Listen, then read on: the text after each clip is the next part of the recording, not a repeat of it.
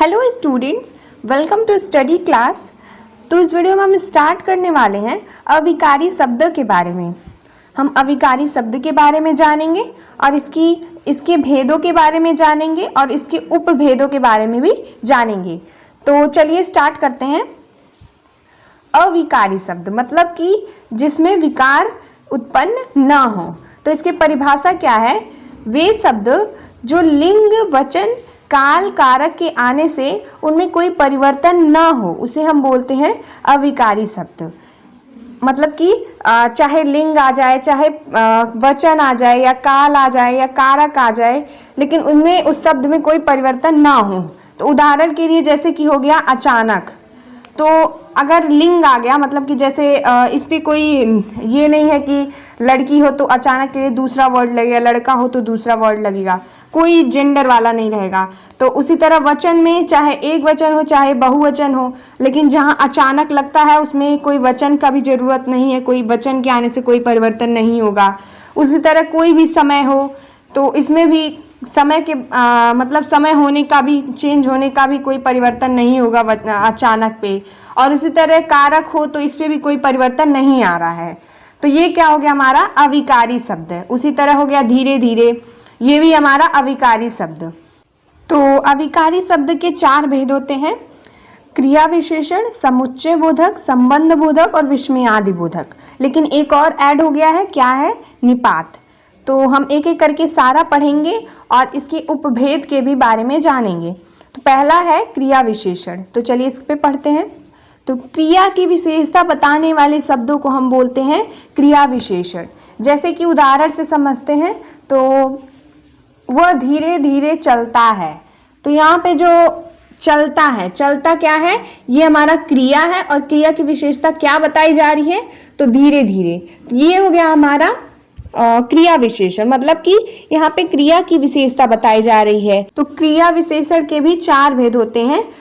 पहला है रीतिवाचक क्रिया विशेषण। तो रीतिवाचक क्रिया विशेषण से पता चल रहा है कि रीति का बोध कराते हैं। तो जो क्रिया के करने के तरीके या रीत को बोध कराते हैं उसे हम रीतिवाचक क्रिया विशेषण कहते हैं। मतलब कि ढंग का बताते हैं, किस तरह का वो क्रिया हो रहा है, तो उसे हम बोलते हैं रीतिवाचक क्रिया विशेषण। जैसे कि कछुआ धीरे धीरे चलता है। तो कैसे चलता है? धीरे धीरे चलता है। इसका ढंग क्या है? धीरे धीरे। मतलब कि तरीका क्या है? धीरे धीरे। तो ये है हमारा रीतिवाचक क्रिया विशेषण। उसी तरह दूसरा क्या है हमारा? स्थानवाचक क्रिया विशेषण।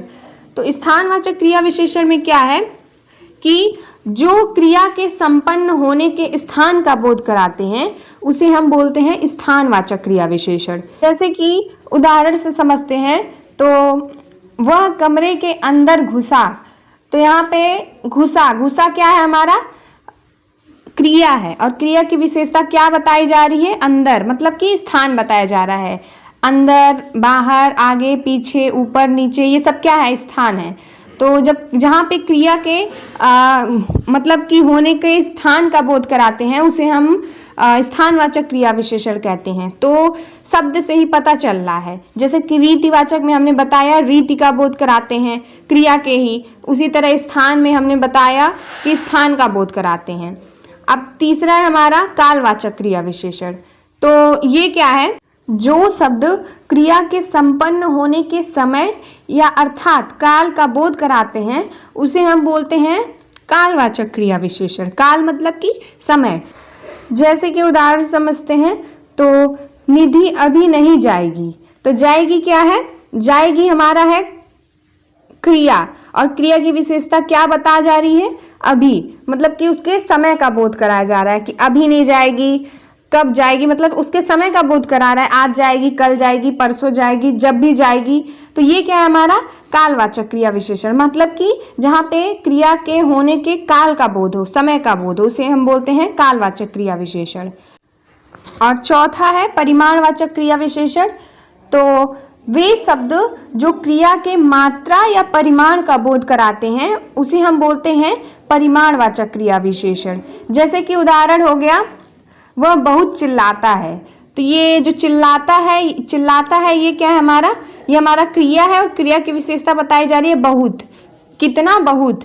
तो इसको हम मतलब कि इसको ये क्या है, हमारा परिमाणवाचक क्रिया विशेषण है, क्योंकि यहाँ पे क्रिया के परिमाण का और मात्रा का बोध कराया जा रहा है। तो ये हो गया हमारा परिमाणवाचक क्रिया विशेषण। तो ये था हमारा लास्ट, यहाँ पे हमारा क्रिया विशेषण कंप्लीटली फिनिश होता है। सो इसके आगे का पढ़ते हैं नेक्स्ट वीडियो में। तब तक के लिए goodbye, be safe at your home. Video अच्छी लगी हो तो लाइक करिए and subscribe to my channel.